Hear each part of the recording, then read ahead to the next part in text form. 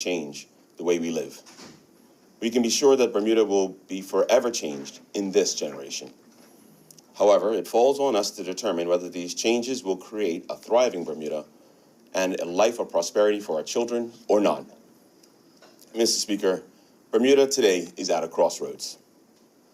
Let's imagine what could be if we take the right path. Imagine a Bermuda where a new generation of small businesses are thriving. Our shops are bustling and our economy is growing every year, creating new jobs and new opportunities.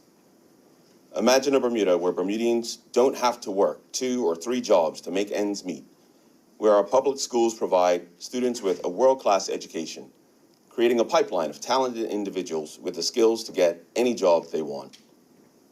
Imagine a Bermuda where young people look forward to accessible home ownership, a decent standard of living, and affordable health care throughout their lives. Our communities will be cohesive, where people feel safe in their neighborhoods. Imagine a Bermuda where you can have confidence in the government to run the country as it should be, with effective government services, well-maintained roads and infrastructure, public transportation that runs on time, and carefully managed budgets with transparent and regularly audited accounts. Imagine waking up to hear that the government has implemented a plan to pay off our national debt. Imagine what a relief that would be to know that future generations won't be saddled with interest payments that cost more than most government ministries. Why should that be so much to ask? That surely is the very basis of what a government is elected to do. But the challenges of the future will demand even more than that. We will need a government that can provide a compelling vision of the future to stop current and next generations from fleeing the island. We will need a government that can manage the complexities of foreign direct investment, global corporate tax, and the myriad of international threats while saving money in the good years to provide for the bad. We will need a government that can not only pay down our debt, but is preparing for the future, for example, with an infrastructure fund to protect us from the impact of climate change. Mr. Speaker, this throne speech shows that our present government is not up to this task. Let me paint a picture of where we are today.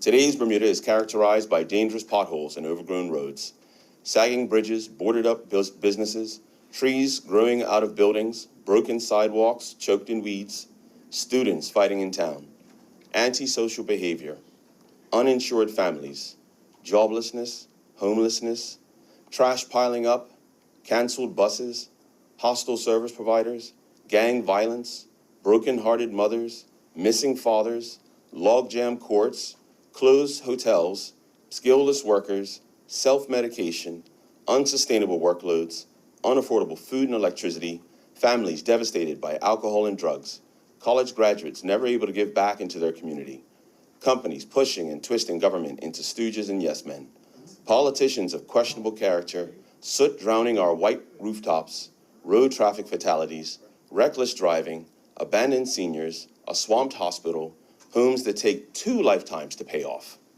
banks that don't bank, regulators that don't regulate, gambling with casinos instead of opening them, media silenced by lawsuits, virtues like transparency, professionalism, and competence are becoming endangered qualities, unpaid taxes, unfunded pensions, the rich getting richer while the poor flee the island, our families scattered like refugees, retirees who can't retire, working until the day they die, an undermanned police service and regiment, hollow platitudes, unending victory laps, mediocre projects, self-promotion, more bureaucracy with less solutions, governors not housed in government house, parliament not meeting in parliament building, crowned by leaders who don't lead and a government that does not govern for all.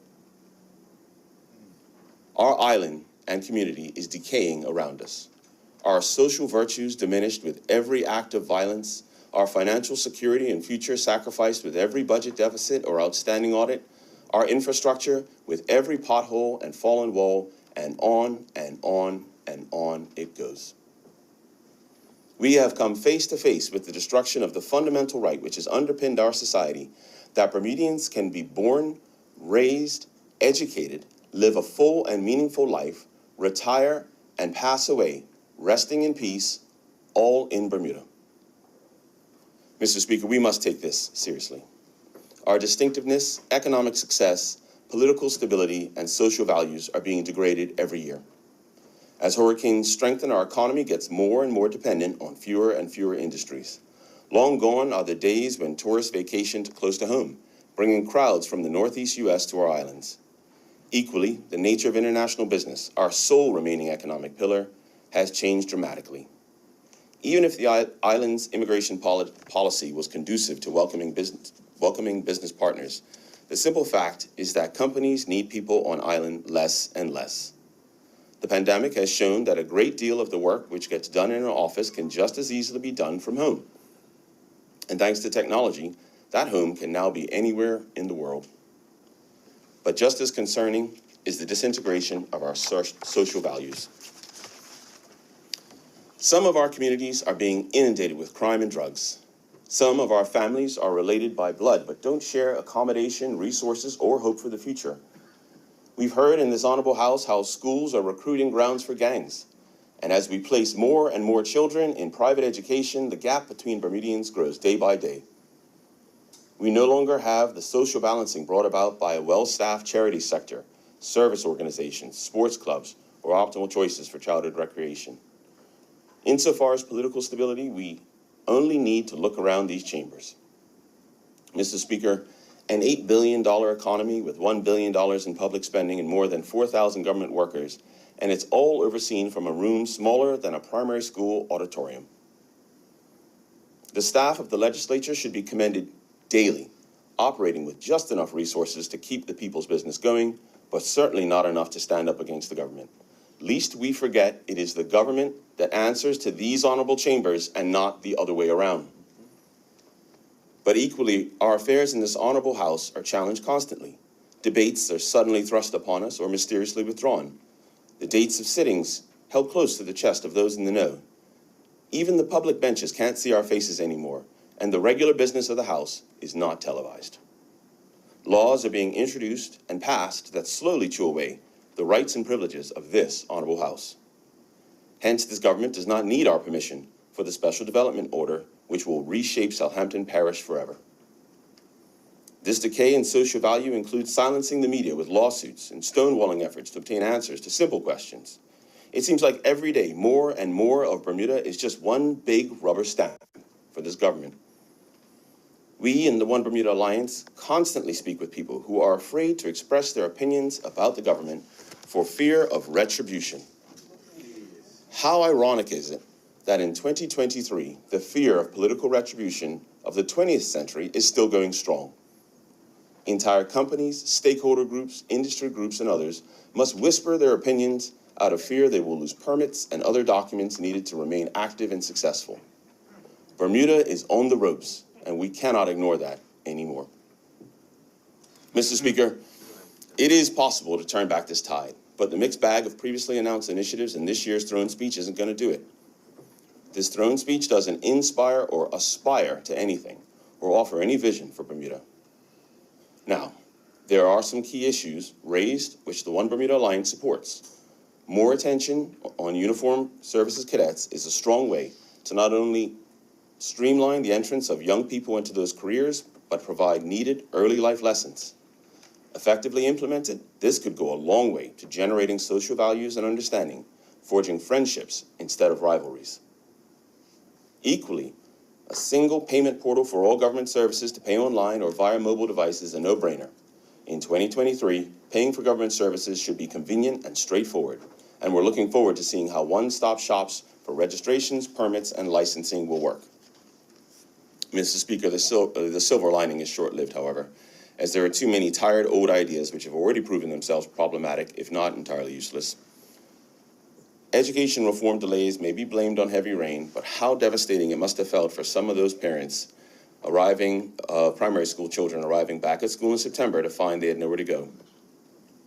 With the Bermuda Union of Teachers having called for the minister's resignation, it's even harder to see how reform, collaboration, and consultation will work going forward. The government's economic development strategy and the economic recovery plan are case studies in poor execution. And the government has already said for years and years and years that it will streamline planning, digitize immigration, and modernize public service. We even heard in 2021 about a cybersecurity bill, which clearly has not come to pass. Mr. Speaker, there are statements in this throne speech which are hard to understand. The government said, divisions cut deeper in smaller communities, and so it becomes even more important for us to center ourselves on those things that will improve the lives of all the people. Haven't we just spent the last 25 years in a concerted effort to blame, divide, isolate, and stigmatize each other? I submit that the leaders and beneficiaries of those efforts simply do not know how to unify our communities. And how about 40-year high global inflation has compounded the inequalities prevalent in our system? Yet we've been told that robust government action has contained this inflation, and yet it's being raised as the cause of our problems. It can't be both. And compliments becoming platitudes. Public officers have done an exceptional service to Bermuda. The public officers in Bermuda have been working in deteriorating conditions with anemic computers, challenging leadership, and a government that ignores them when it's politically convenient. Maybe the thank yous should be replaced by something more substantive. Finally, road users can start to see relief from less than ideal road conditions. I'll repeat that, less than ideal road conditions. That comment would be laughable if it wasn't so serious. Between road conditions and road behaviors, road fatalities are inevitable, and we see road collisions play out every single day now. There are ideas in this throne speech which run against the public interest. This government wants to amend the legislation governing Parliament. Admittedly, they have not said what they seek to change, but any government notorious for divisiveness, a lack of transparency, low levels of trust, known to have a slippery tongue, with unfulfilled promises for good governance legislation, seems very ill-suited to make changes to Parliament. Again, it's supposed to be that this government answers to this honorable House, not the other way around. And the formation of a joint select committee to investigate and make recommendations from September's cyber attack is entirely inappropriate. How can the subject of an investigation, the government, form part of the investigating team? It would surprise no one if the committee spent its days bending over backward to cover up blame and diminish the litany of broken promises and failed initiatives for cybersecurity safety. Mr. Speaker, in the throne speech, it reads that the government will advance amendments to the Regulatory Act 2022, the Electricity Act 2016, and the Electronic Communications Act 2011 to provide for greater public protections in pricing determination and implementation. We have yet to solve the crisis arising last month from increases to electricity prices, despite assurances from the government that some relief will take place. Mr. Speaker, it isn't that these ideas are entirely without merit. The problem is that this government has proven time and again its own power and interests supersede those of the community. Mr. Speaker, there are actions a government can take to address our national challenges, and to be fair, some are hard, but no harder than Dr. Martin Luther King Jr.'s dream of a community where the content of character matters more than the color of skin, no more than Nelson Mandela's desire for an Africa which is in peace with itself. Our first step in saving our community is to dare boldly with fresh ideas and leave it to the cynics, bitter and resentful, to find new reasons to cower from change. Mr. Speaker, the cynical approach differs significantly from a well-functioning legislature. When done fairly, with mutual respect and humility, an adversarial system of government works well. And those who work within that context are colleagues, even when they disagree. But there is a kind of behavior which seems to have replaced that. Is the land of political cynicism. Instead of working towards the best outcome, they believe that all political outcomes are one-sided, that there's an enemy, and that enemy is anyone who isn't on my side. We must let go of that masquerade. As U.S. President John F. Kennedy said, let us not seek the Republican answer or the Democrat answer, but the right answer. Let us not seek to fix the blame for the past. Let us accept our own responsibility for the future.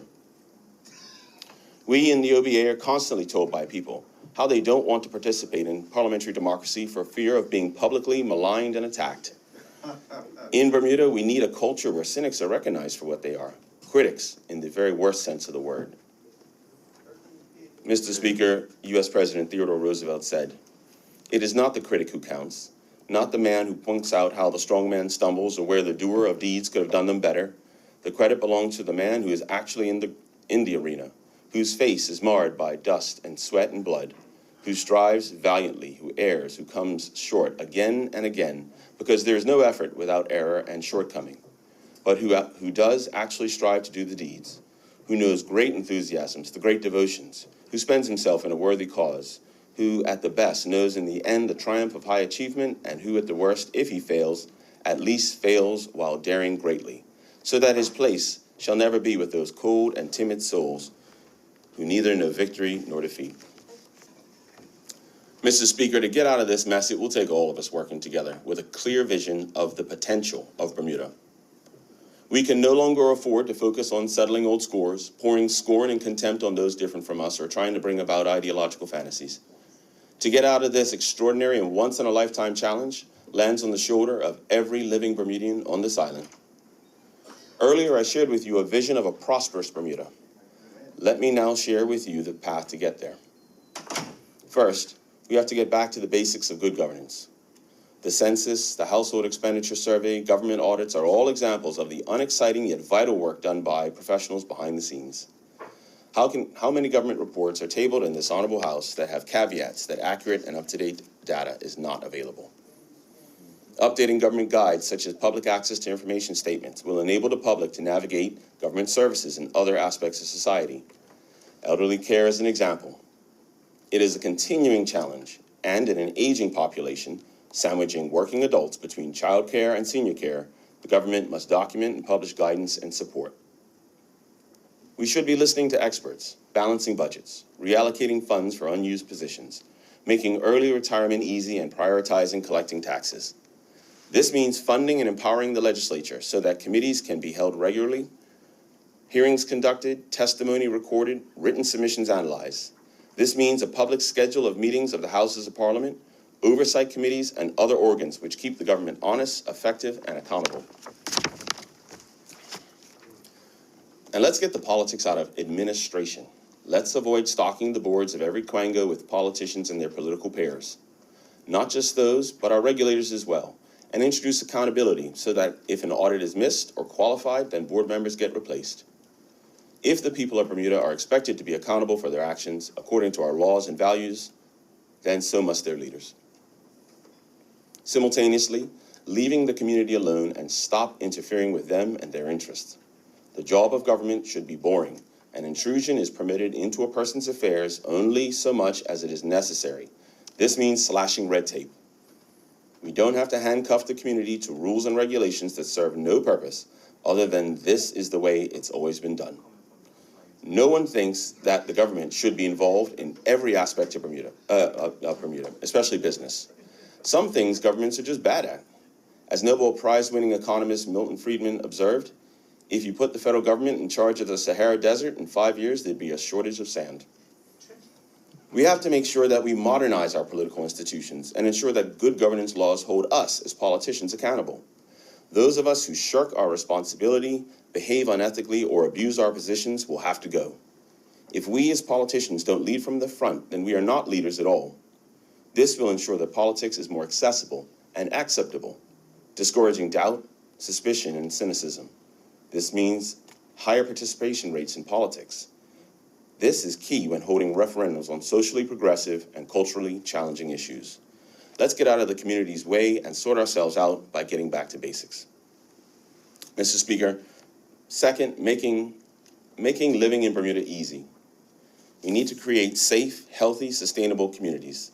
This starts with regular uniformed police, fire, and ambulance services. The volunteers and auxiliaries have been decimated with only a handful left. It wasn't that long ago that the Bermuda Police Reserves would relieve the full-time officers and take over patrolling the whole island. It's not enough to add more people to these roles, though. We need to make their jobs easier as well. It does no good having police officers spending hours filling out paperwork for outdated criminal offenses for which there are little to no punishment. And the same goes for everyone from our firefighters to our teachers, from our boat captains to our traffic wardens. Less paperwork means more doing. Mr. Speaker, we can and should put an end to the Mad Max Beyond Thunderdome style of road management. If someone wants to pop a wheelie along a main road, they won't be riding a bike again for a while. Speeding should not be tolerated. We have to make the punishment for road traffic offenses hurt, to deter the conduct that is getting our people killed on our roads. And there should be a zero tolerance of gangs. Let's give those inadvertently swept up in gangs or those willing to walk away from that lifestyle a clear pathway out, with the very clear understanding that continuing on this particular highway ends with severe consequences. Mr. Speaker, Bermuda did not invent the laws of economics, but we do have to follow them. The cost of living in Bermuda is lowered by having more people in Bermuda, period. Our economists have made it abundantly clear for years that more people equals less cost. We have been breaking ourselves up against this economic principle for some 25 years. We can call the experiment a failure and get back to populating the island. Yes, we will have to attend to the myriad of risks that come with this, but better that than our people fleeing the island. With clear eyes, a rational approach, public accountability, and a respect for all, we can manage a population increase that is to the benefit of Bermudians.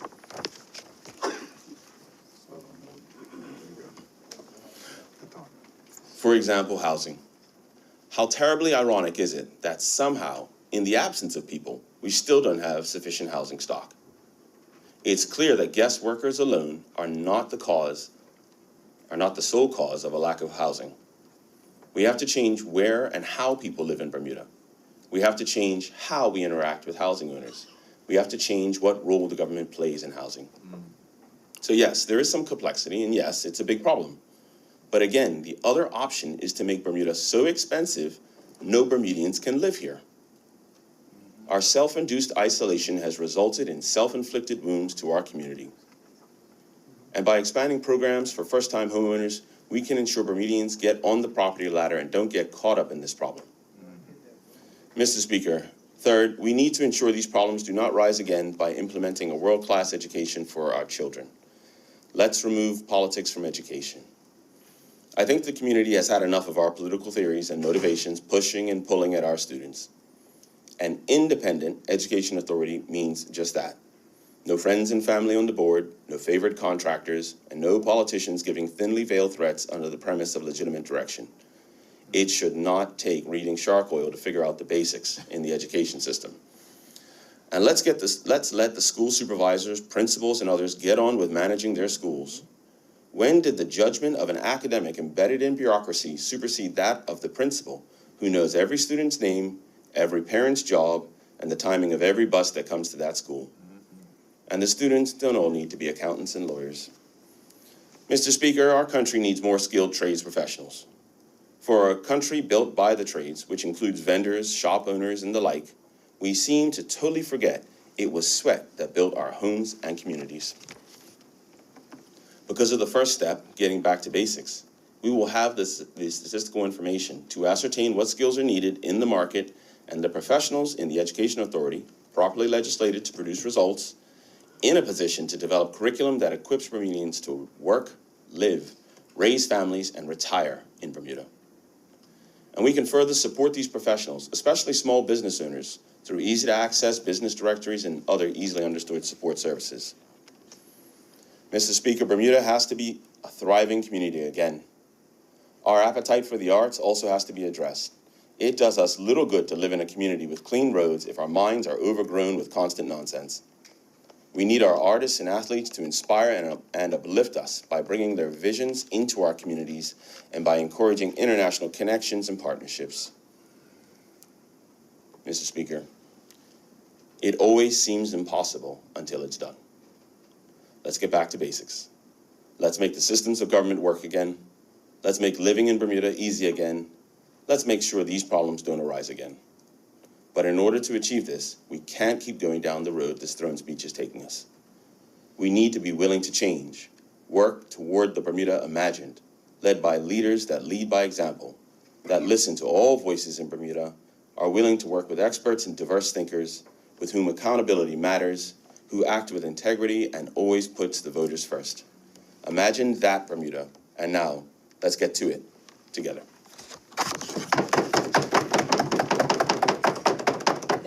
Member, before I recognize the next speaker, I would like to put to the House that the hour is now 12:25, and for the next speaker, I would like